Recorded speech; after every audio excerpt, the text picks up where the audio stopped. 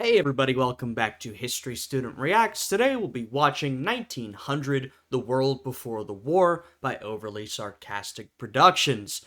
Now I always enjoy reacting to OSP videos, and this I think will be an interesting one.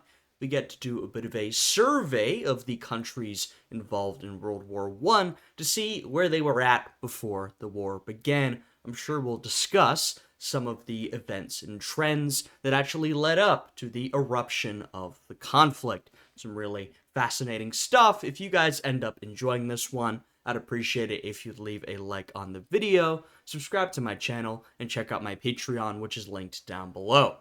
Now, with all of that out of the way, let's jump right into this reaction. The Floof Squad has arrived. Fresh off their star turn in the best-selling graphic novel Aurora, Kendall, Linua, Falston, Aaron are now available as enamel pins in our merch shop. And for totally innocuous plot reasons, they all glow in the dark. Grab them while they're in stock, link below. At the outbreak of the First World War in the summer of 1914, the most powerful empires in European history jumped gleefully into the continent's most collectively lethal event since the Black Death. We'll show our enemies a good time, win glory on the battlefield, secure the future of our empire, and be home by Christmas.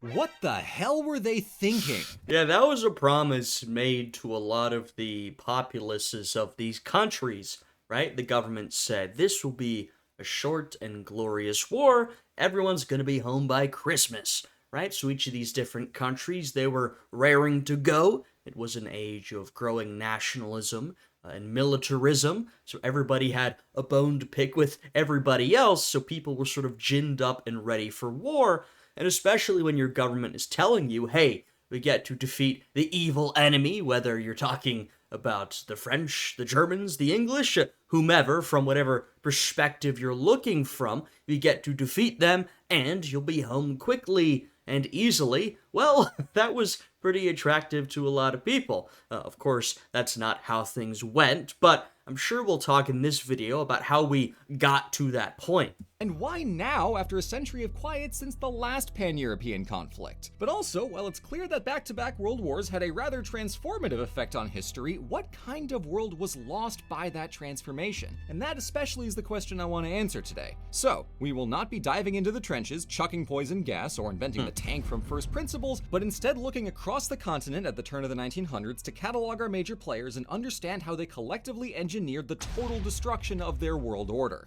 Yeah, I mean, it's interesting to look at that, pre-war world, because that's a world that, of course, ceased to exist when the war began, right? The First and Second World Wars, plus the interwar period, completely changed the world, changed Europe in particular, but the world broadly was completely transformed.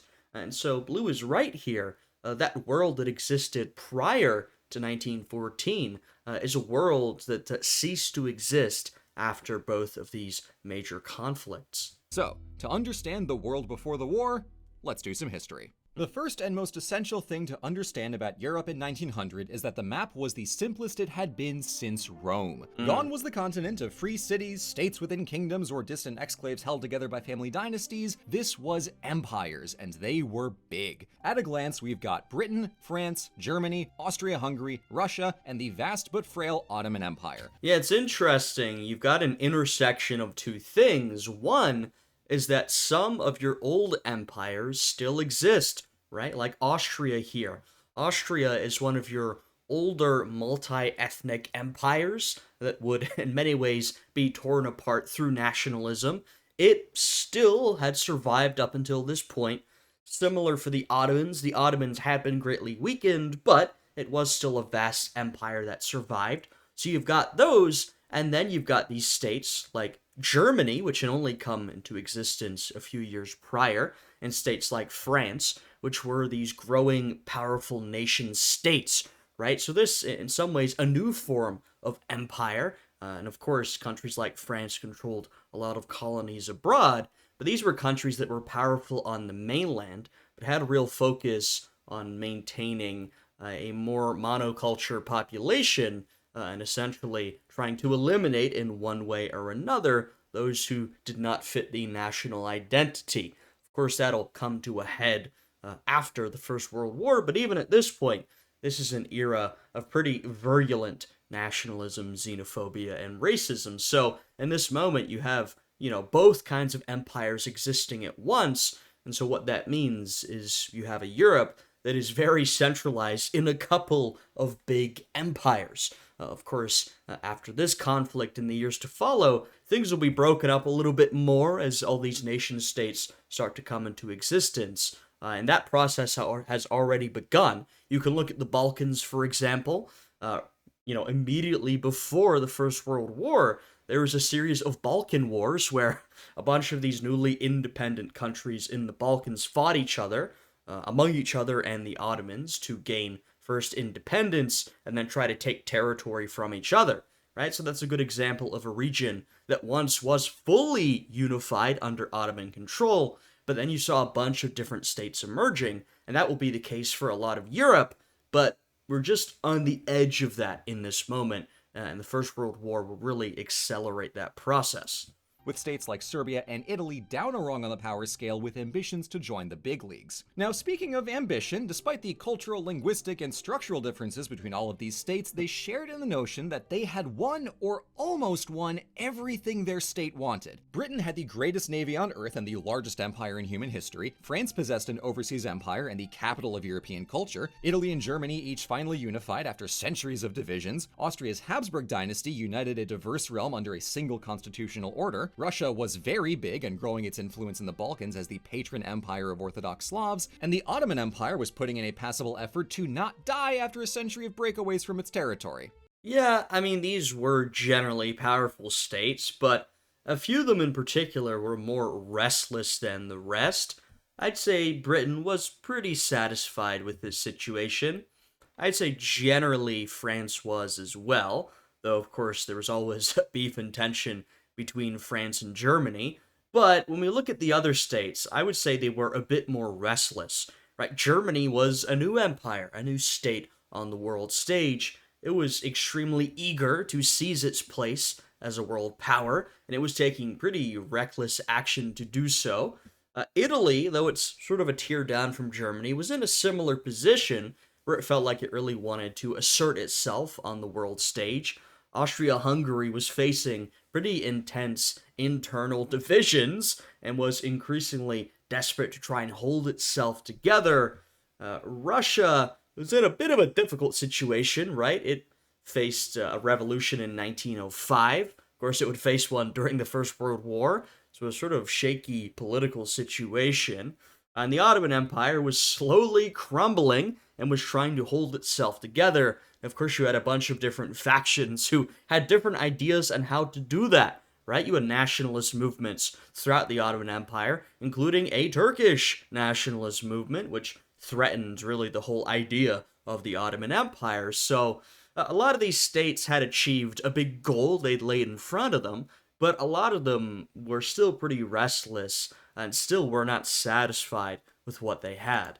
Hey, small victories. Now, after centuries of varyingly convoluted backstories to get each empire to this point in 1900, they all had valid reasons to believe they were crushing it or going to be very soon. But there is, as it happens, a word for this air of supreme self-assurance, of confidence verging on arrogance. That would be hubris, and I believe it informs every layer of our reading, because the genuine triumphs of turn-of-the-century Europe are inseparable from their swaggering domino chain to disaster. And it is true, I'm not going to say that nobody predicted a conflict, but there was a lot of hubris before the First World War. These countries, even if they had issues, genuinely believed that they were on the up and up, that things would continue to go well, they'd continue to prosper or start prospering if they hadn't been in the moment, and that things would continue to be good, and that, the likelihood of any major European war breaking out was pretty low.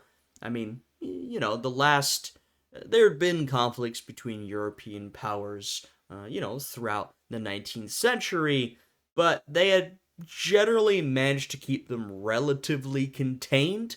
There'd been a lot of conflict. I mean, aside from the Napoleonic Wars at the beginning of the 19th century, we're talking about a post-Napoleon world.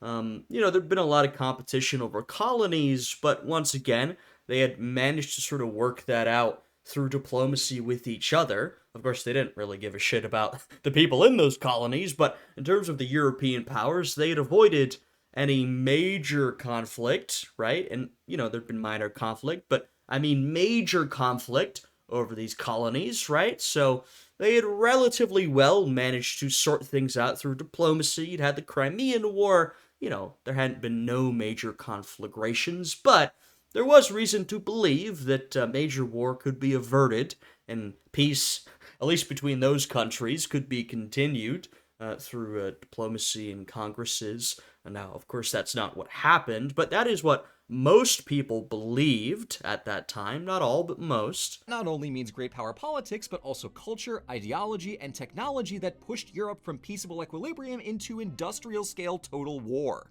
So, keep all these factors in mind as we meet our unlucky players. First off, the British Empire. Following a century of whirlwind colonization, they could take laps around the globe without ever leaving the Crown's domain. With land on every continent and undisputed control of the seas, Britannia's rule over them waves brought a staggering amount of natural resources and wealth, most of which found their way back to the Isles, either as inputs for their mechanized factories or as cash to be cataloged in the financial capital of the world, London. Yeah, I mean, of course, when we talk about the lead up to the First World War, in the immediate, we're talking about the early 1900s, but in a way, the entire 19th century is a slow build up to this conflict, and that was really the British century.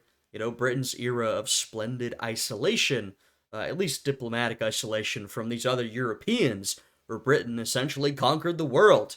It was the most powerful, the richest state empire in the world. It dwarfed everybody else in terms of economy, in terms of its industry, right? The home of the Industrial Revolution. Britain was a step ahead of everybody. Now, as we close in on the First World War, that lead begins to diminish a little bit, but, Britain had really, for decades, if not a century, been in a very strong position compared to everybody else. Conveniently separated from the rest of the continent by the Channel, Britain spent the 1800s playing empire off in the corner on the assumption that Europe's internal hoopla didn't really matter to them. Yeah. But by 1900, this illusion of splendid isolation was shattered once they realized everyone else was catching up on industrialization and military might, and Britain, diplomatically speaking, had no friends. Yes, and this is one of the gears that starts to turn when the escalation that leads to the First World War begins to build. Britain, like they said, as we reach the 20th century, they look around them and they see, ooh, okay, if we go back a couple decades, we are completely unrivaled. That is not the case anymore.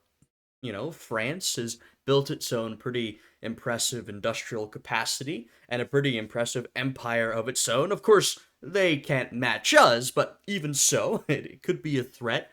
This new German empire has come into existence. They are a threat in their own right. In fact, they are the biggest threat to our domination, right? So Britain is seeing, we finally have a couple of competitors that have caught up in terms of military, political, and economic power. Sometimes all three, sometimes only one or two of those three. Britain still felt it was at the top, but some of these countries were starting to compete. And so the United Kingdom, the politicians are thinking, okay, maybe we can't completely separate ourselves from European affairs, because if they decide to team up and gang up on us, we have no allies to defend us. We might be in trouble. Perhaps it's time to get involved, get into diplomacy, and maybe find a couple of allies, so that if some type of conflict breaks out, we won't be, just us with our colonies. We'll have some allies we can call on. Meanwhile, social disruptions from labor strikes, women's rights protests, and the very real potential for factional violence in Ireland between Unionists and Nationalists left this world-conquering empire looking mighty fragile at home. Yes, Hopping across to the and of course, as we head into the 20th century, there's going to be a lot of violence in Ireland to do with Irish independence and all the issues associated with that. And so Britain is itself entering into an era of political instability. And as we know, the Crown, the government, does not really deal with that instability in Ireland super well. So that's going to be an issue they have to face. And we find France. Having spent the last century ping-ponging between monarchies and republics, featuring another Napoleon in charge between 1852 and 1870 in the Second Empire period, get new material, the state reconstituted as the Third French Republic after a walloping by neighboring Prussia that cost them the territory of Alsace-Lorraine, and republic it remained through the turn of the century. Though they Yeah, and that's probably the biggest beef France had, right? Because, as I'm sure we're about to get to, as we talked about these countries, whether they were satisfied or not, France was a very powerful country, had a strong economy, it was strong politically, militarily, it had this massive empire, not quite as big as the British, but pretty comparable, right? So, I mean, France was very powerful, but they were still really mad at Germany, overtaking Alsace-Lorraine in particular over how they'd been defeated in the Franco-Prussian War, right? So it's almost like France had a bit of a chip on its shoulder, even though they were so much, they were so powerful. They had this little thing that was really frustrating them, which was the growing power of Germany. Speed ran the formation of a new colonial empire in West Africa and Vietnam. The real gem in the republic's crown? That metaphor was the city of Paris. After a century of revolutions, citywide renovations, more wars, restorations, and spiffy new landmarks for a trio of World's Fairs, the city in 1900 was the capital of culture in Europe. Home to exciting new art styles like Impressionism and Art Nouveau, And, Paris was really, I'm not sure you'd say seeing a revival, because Paris had always been important. Not always, but it had been important for a while. But this was a real high point of Parisian culture. And on that note, it's honestly really impressive how long Paris had been the center of European culture, because, from 1900, you can rewind 100 years, more than 100 years, into the 1700s, and you would see, and perhaps even before then, that France was one, if not the European cultural capital, even at that point.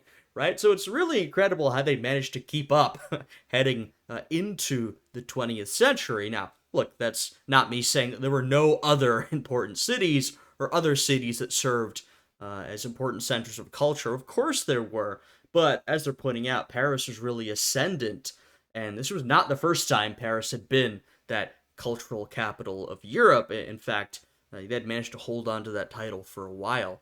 Through a lot of changes and a lot of ups and downs. Beloved, Parisians also made art out of new technology in the form of motion picture cinema. Paris in this so-called Belle Époque was radically imaginative, hyper-modern, and wildly unequal. And that's often how you'll see this era referred to is the Belle Époque, particularly in France, but you sometimes see that applied more broadly, right, throughout Europe or even beyond.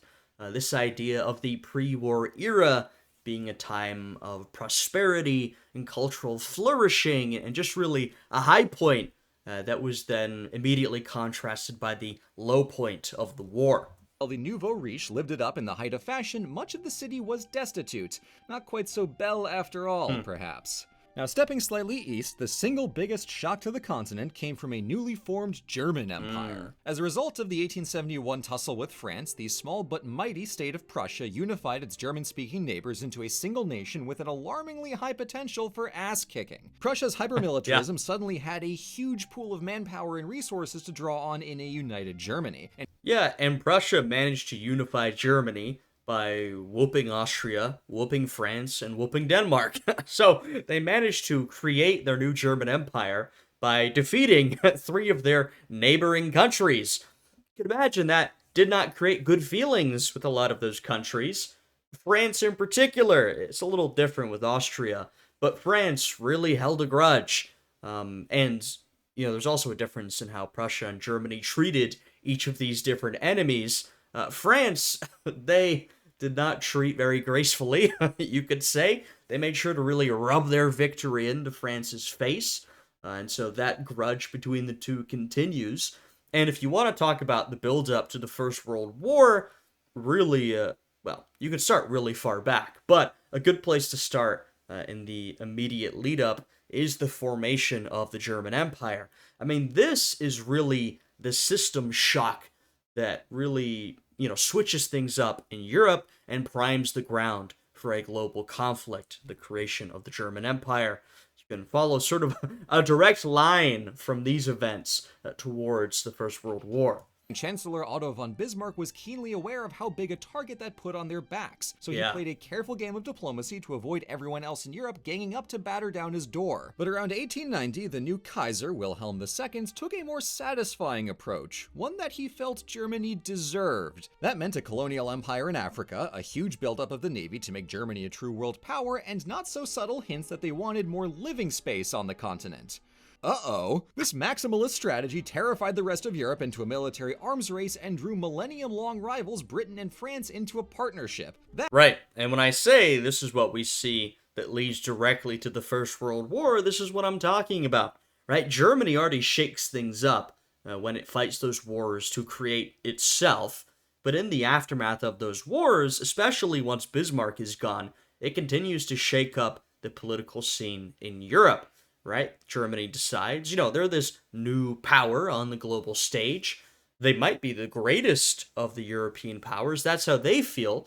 But they also feel they've not been given a seat at the table because they're the newest of the bunch, right? And so they feel like, in terms of, say, colonies, they're not getting what they deserve. Germany wants more colonies. It wants to be a powerful colonial empire like the French or the British. They start to build up their navy, which represents a threat to everybody, but particularly to the British, who survive based on the power of their navy. And so everybody else around says, uh-oh, we got to start building up our own militaries.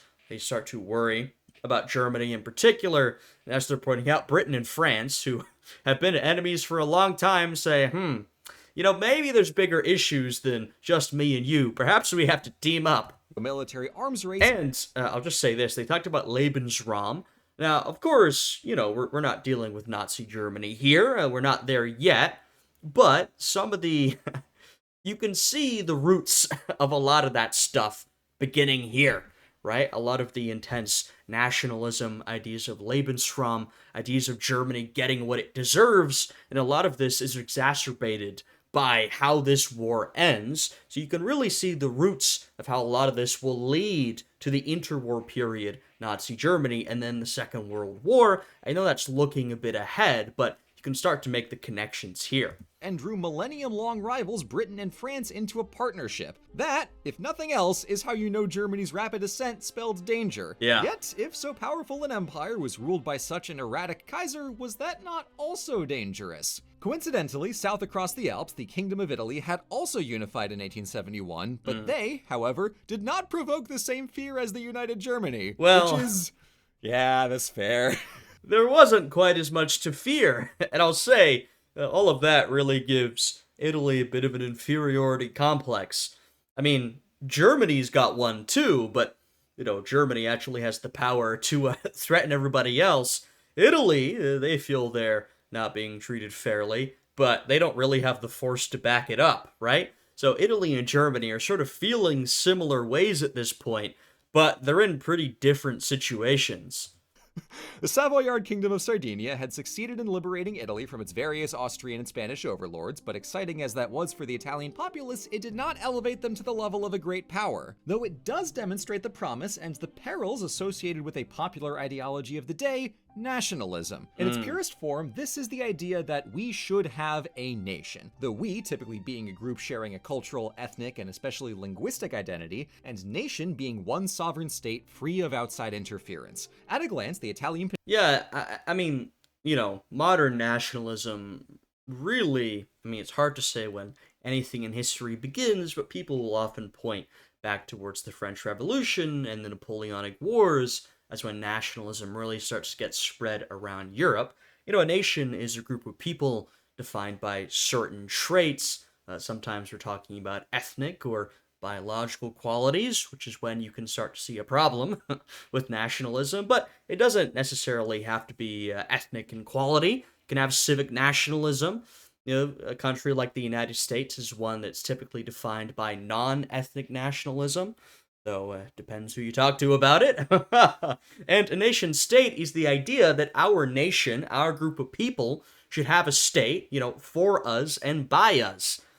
And when you have that idea, you can start to see where issues arise, because if you're not a member of the nation, then maybe you shouldn't be part of the state either, right? So this is where you start to see a lot of ethnic minorities, different groups of people who are not considered part of the nation. They begin to be pushed out in a variety of different ways. And once again, later in this century, we see the sort of the highest and most violent version of that. But those ideas are already a part of the common parlance at this point as we head towards the First World War. Peninsula, unified in government by Italians, should be GG, but there remained pockets of Italian communities in Dalmatia, the Swiss Alps, the Ionian Islands, southern France and Corsica, and Malta. However, much of these areas were multi-ethnic and even minority Italian in some cases. Yet the mission of nationalism demands these so-called irredenta, or unredeemed lands, get added to the state. And Italy was not alone in this, as yes, a lot of countries were feeling this. I mean, for example,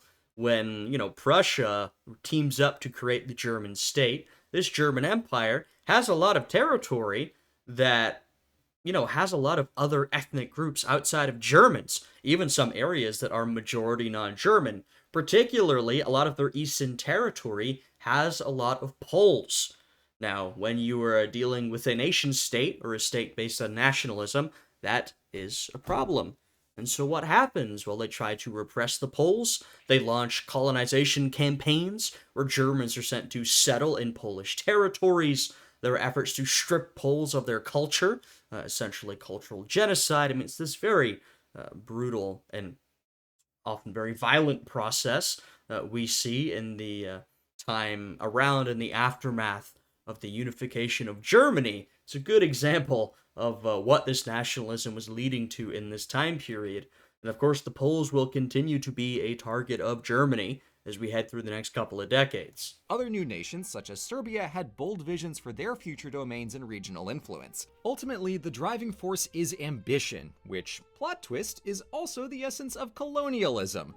Italy played a popular game. As far as the perils of nationalism, nobody was more terrified than the Austro-Hungarian Empire. Yeah. This dual monarchy, ruled by the infamous Habsburg family, had long since cooled it with the inbreeding and seemingly overcorrected by having the most complicated population makeup of any European power. Sporting a mix of Germans, Hungarians, Czechs, Poles, Slovaks, Ukrainians, Romanians, Slovenes, Italians, Croats, Serbs, Bosnians, and others, the Yeah, and it's even more complicated than this map depicts, but when I was talking about earlier how Austria-Hungary was one of these old multi-ethnic empires that still existed, this is exactly what I'm talking about, right? This is not a nation state in any sense of the word.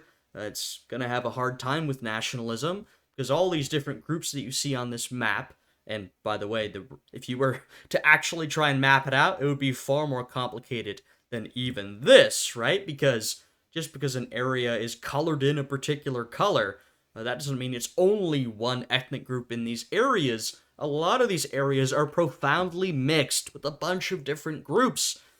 That's an issue with nationalism, right? Because, it's going to be hard to create a nation state if you're in an area that's, 20% Slovak, 25% Romanian, 30% Hungarian, whatever, right? And so the Austrian state, Austria-Hungary, was being very much weakened by this movement towards nationalism.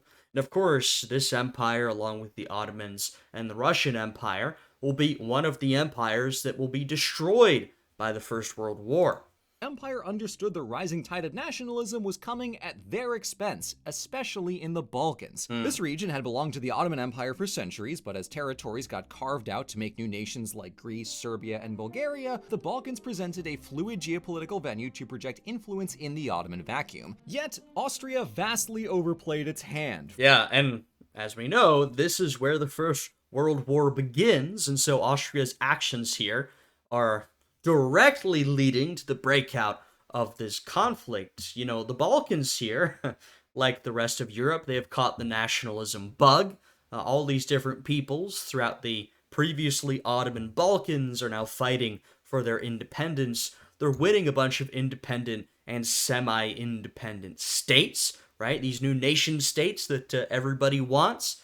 But Austria, they've still got the old way of viewing things, and they're thinking, well, we've got all these new weak states in the Balkans. Let's see if we can influence them. But in this new age of nationalism, they are not going to take that foreign influence very kindly, and there's going to be a backlash. And of course, it's especially an issue when you think that you've got these new states, say Serbia or Bulgaria, but also Austria within the Austro-Hungarian Empire. You've got populations of Serbs, for example. And so you've got Serbs who are now in two different states. Uh-oh, well that's an issue. Shouldn't they all be in one big nation state? And so once again, you see the issue here. Formally annexing Bosnia in 1908 and infuriating ethnic Serbs within their empire and the neighboring Kingdom of Serbia, whose dreams of hegemony over the Balkans would not be stopped by some meddlesome Habsburg. So when an Austrian archduke visited the regional capital of Sarajevo as a show of authority, some stuff went down. Yeah. We'll revisit that in a minute. On the other side of... And I mean, this, I don't know if you guys see them, but on the internet, you see these memes from Serbs where it's like, it's all Serbia, and there's the map of everything and it's Serbia, or same thing from the Turks, everything is Turkey, right? And of course that's a meme, but there's truth in that from the perspective here, where Serbia really wanted to conquer all of the Balkans, even though a lot of the Balkans was not majority Serb. Well, there were Serbs, minority populations of Serbs in a lot of places. And so wherever there are Serbs, you want to conquer that territory and then kick out everybody else. And you see that with a lot of these states throughout Europe. The Balkan bust-up was the last and by far largest great power on the continent, the Russian Empire. Viewing itself as the heir to the Byzantines and thus the Third Rome, doubt, Russia acted as the patron of... A pretty weak claim, you know? I think I'll go with there was no Third Rome, you know what I mean? You had the first Rome, which is Rome, the second Rome, which is Constantinople, and that still exists. We just call it Istanbul now. So it's kind of tough to claim yourself as the third Rome. But, of course, what they sort of mean through that is that Russia very much felt it was the inheritor to the Orthodox Christian legacy of the Roman Empire, the Byzantines or the Eastern Roman Empire in particular. Of course, the papacy, the Pope, in some sense, some of these Italian states felt like they were the inheritors, well, and the Holy Roman Empire, when it existed, felt like they were the inheritors of the Western Roman legacy, right? And so Russia, that's why they call themselves, and Moscow in particular, but sort of broadly, the Third Rome. Orthodox Christians everywhere, which gave them a keen interest in liberating the heavily Orthodox Balkans from Ottoman rule and propping up friendly states in the power vacuum. Right, and so for Russia, it's sort of an ethnic claim too, because they see their sort of fellow Slavs as brethren, but even more than that, it's sort of a religious claim, right? Because they see themselves as inheriting this Byzantine legacy, or Eastern Roman legacy. Those are interchangeable in my opinion. Russia sees itself as the protector of Orthodox Christians around the world. And as we know, the Ottoman Empire had a lot of Orthodox Christians in its territory, particularly in the Balkans. And so Russia, in obviously a cynical play, can use that as an opportunity to get themselves in there and either directly or indirectly involve themselves in the Balkans. Right? So in some ways similar to what Austria is trying to do, though of course they've got a different claim than Austria does. So Austria's Serbian nationalist nightmare was Russia's exact strategy. Meanwhile, on the astoundingly vast home front, the overwhelming majority of Russia's 125 million inhabitants lived in the countryside, and industrialization was very slow to chip away at the dominance of agriculture in the Russian economy. So despite Russia's general massiveness, mobilizing a powerful and modern army was tricky, as painfully demonstrated by the Russo-Japanese War of 1904 and 5, when a European empire got stomped by a foreign power for the first time in modern history and nearly triggered a Russian revolution that same year. But hey, crisis averted, right? Give it 12 years and things will be back to normal. Yeah, so, no, right? I would argue that in this moment, as we head into the First World War, Russia is still very much living in the aftermath of the Russo-Japanese War. Russia feels it was humiliated, because it was, and it feels like it needs to recover and prove itself. And that really, I think, feeds in to how the Tsar and the government behaves in the lead up to the First World War. And finally, down in the southeast corner of the continent, coming off a solid century of territory losses and the near total evaporation of its Balkan holdings in 1913, we have the master of the Mediterranean turned sick man of Europe, the Ottoman Empire. They are also here. Ha! Cool. Dang. So, with our cast established, we can We really skipped over the Ottomans like that? Brutal. notice a handful of trends. God, the slander. For all these That seriously is slander. Look, I mean, I'm tempted to step up for the Ottomans. I find Ottoman history fascinating. And let us remember that at one point they were the most powerful empire in the region, but they have been very much weakened at this point. I see sometimes people try to sort of contest this idea of Ottoman decline, and like the points they're making are sometimes accurate in that, look, it's not like the Ottoman Empire just allowed itself to be sort of eaten up by its enemies. Yes, there were attempts to reform and to modernize, some somewhat successful. That's absolutely true. There were different governments and sultans that tried new things, but it's just a fact that the Ottomans had continued to lose territory throughout the previous century, and they were at their weakest point in hundreds and hundreds of years. As far as I'm concerned, that's not really debatable. The Ottoman Empire is at a low point, but even so, that's tough to skip over them entirely. Damn. nations, the 1900s brought hopes and opportunities right alongside frustrations and deep fears. This is as true of geopolitics as technology, with industrial innovations changing up the shape of economies, the face of cities, the means of communication and travel, and the instruments for mechanized warfare. Machine guns, dreadnought-class battleships, warplanes, and poison gases were just as much a consequence of this new world as cars and cinema. Meanwhile, all of these states beamed with optimism for their futures while struggling with entrenched internal problems, from nationalism to political grievances to fierce wealth inequalities. Europe in 1900 was in equilibrium, but a fundamentally unstable one, both between these great powers as well as within each of them. Yeah, I think it's fair that you can look at the political situation that I think to many felt somewhat stable at the time, but as some recognized in that moment and has become increasingly clear after the fact, there was deep, deep instability below the surface, whether political instability, social instability, economic instability, and all of those were really tied up. I mean, you sort of referenced when talking about the Belle Époque that, yes, this was in many ways an era of flourishing and prosperity and art, but also a lot of people in poverty who were witnessing the sort of increased wealth inequality right in front of their faces. Right? So a time of glory on the surface, of course, when we talk about the late 1800s in the United States, we call that the Gilded Age or the Gilded Era because of the sort of idea that you have all these very wealthy industrialists. And it's an era that's gilded, right? Gilded by gold. But if you chip away at that gold, it's not solid, right? So it's very shiny and nice on the exterior, but there's a lot of division and poverty below the surface. In many ways, that's what you're dealing with here. So, how did they keep the peace with each other throughout the 1800s, and what finally went so catastrophically wrong? Well, after the Napoleonic Wars, Europe collectively decided, ow, wars and revolutions suck actually, let's not do that again, so they hatched a system to maintain the great power status quo and resolve their disputes through diplomacy. It had several hiccups, but largely worked as intended to preserve everyone's spheres of influence and prevent any shakeup to the balance of powers. Yeah, and I think that's largely fair. Now, it did not prevent war between the European powers entirely, right? The best example is the Crimean War, right? Where Britain, France, Russia, and several others, those are the main three, went at it, right? But generally, they managed to sort out their differences through diplomacy rather than war, like I said, generally, not exclusively. And that meant that most of the war these countries were doing during this time period was colonial war, right? Where they're going up against colonial opponents in Africa, Asia primarily, Africa and Asia primarily.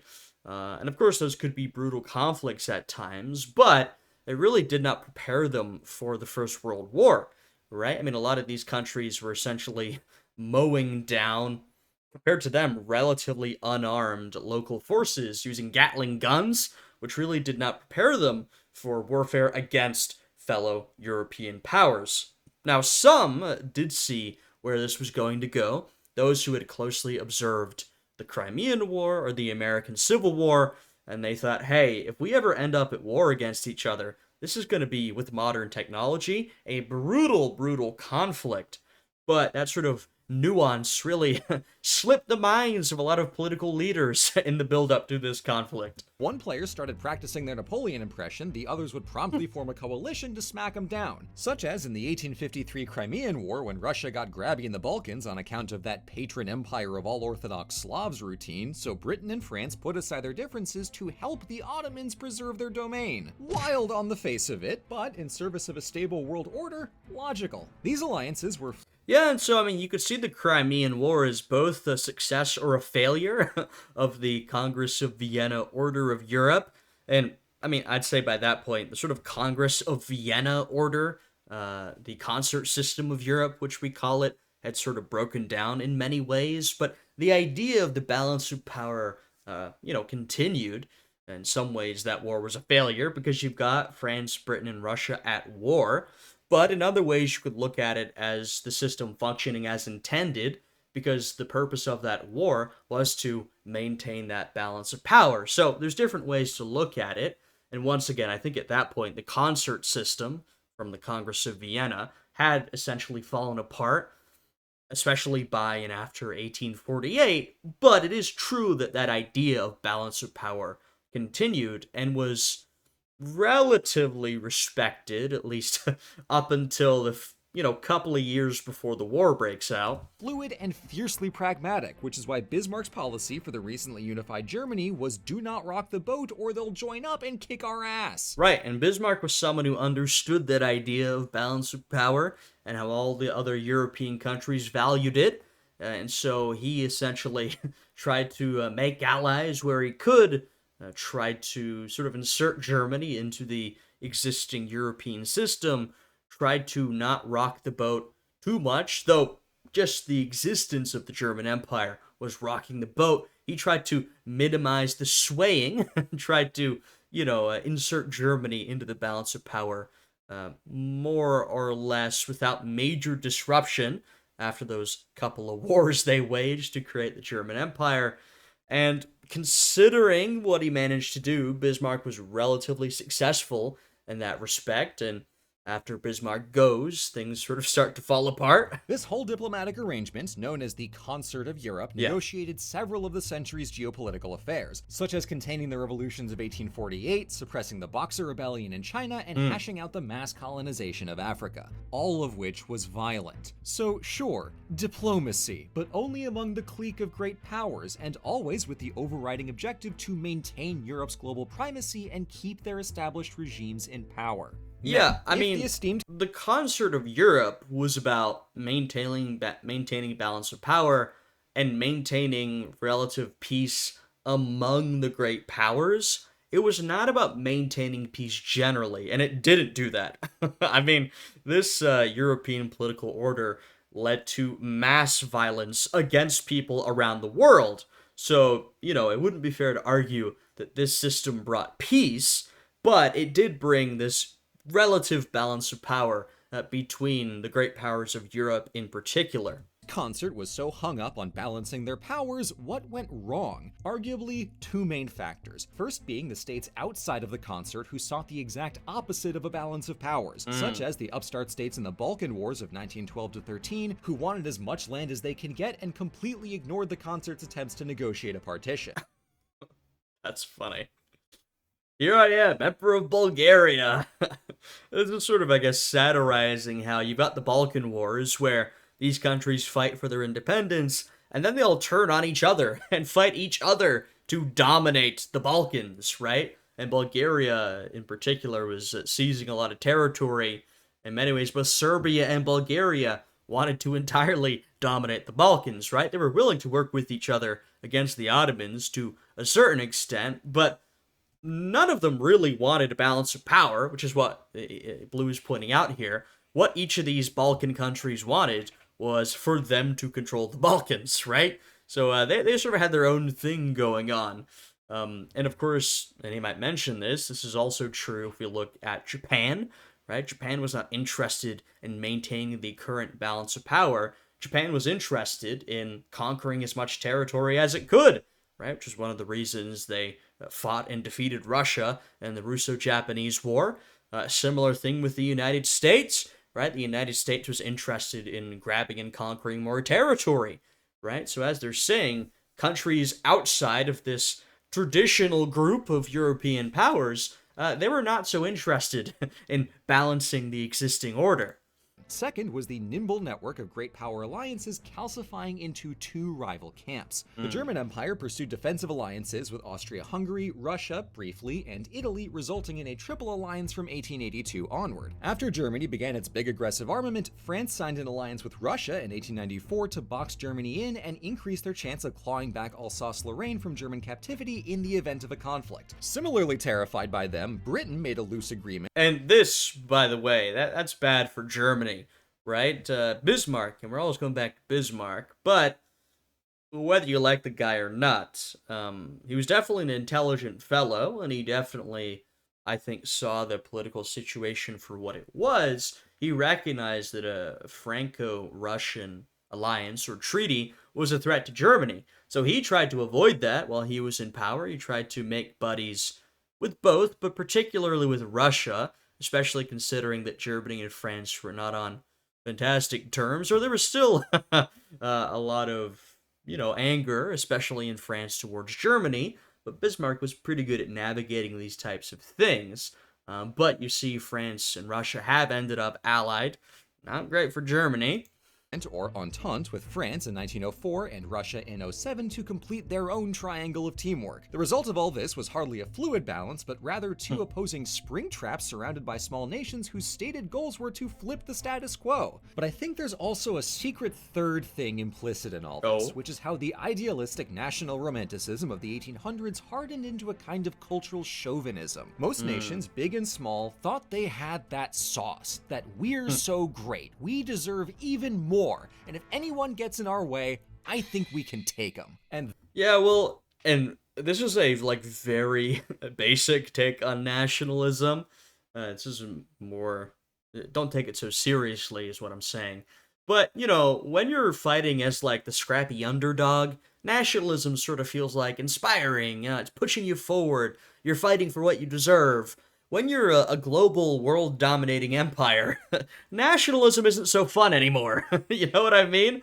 When you look at, you're a little Balkan country fighting for your independence, or you're, I don't know, revolting in France or whatever, that's sort of nice. But, when you're the French government running a global empire, that nationalism isn't taking you anywhere good. Or when you're the new German Empire or whatever, then that nationalism, if uncontained and unconstrained, can push you towards militarism and war with your neighbors. And of course, nationalism is one of the main forces that led Europe to this war. that is the kind of hubristic arrogance which turns a regional crisis like an archduke getting shot and extrapolates it into empire-destroying continental war. Watch it play out. June 28, 1914. Austria's Franz Ferdinand is assassinated by Slavic nationalist Gavrilo Princip. Austria blames Serbia for the plot, and Germany gives its ally a blank check to punish Serbia however it wants. Austria declares war on July 28, and Serbia's patron Russia mobilizes its army toward the Austrian border.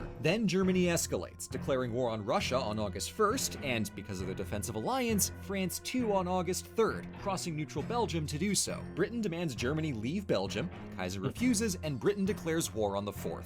Now consider the motivations. I mean, we all know this, right? How the tangled web of alliances took what could have been a regional conflict and turned it into a world war, because due to everything we've talked about, these networks had been created, and also because of what we talked about, no one was willing to back down.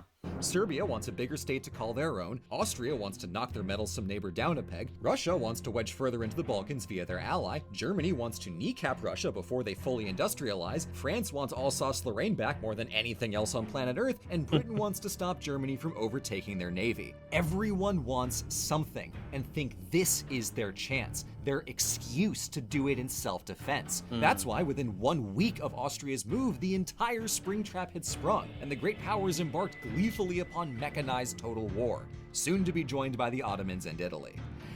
Now I know this looks messy, but don't worry, it'll all be over by Christmas. Interesting. Well, that was a good video. I enjoyed that one. I Holy, I yapped a lot in this one. Y'all saw my skill at Japanese. My goodness. Well, I guess I had a lot to say. It's definitely an interesting video.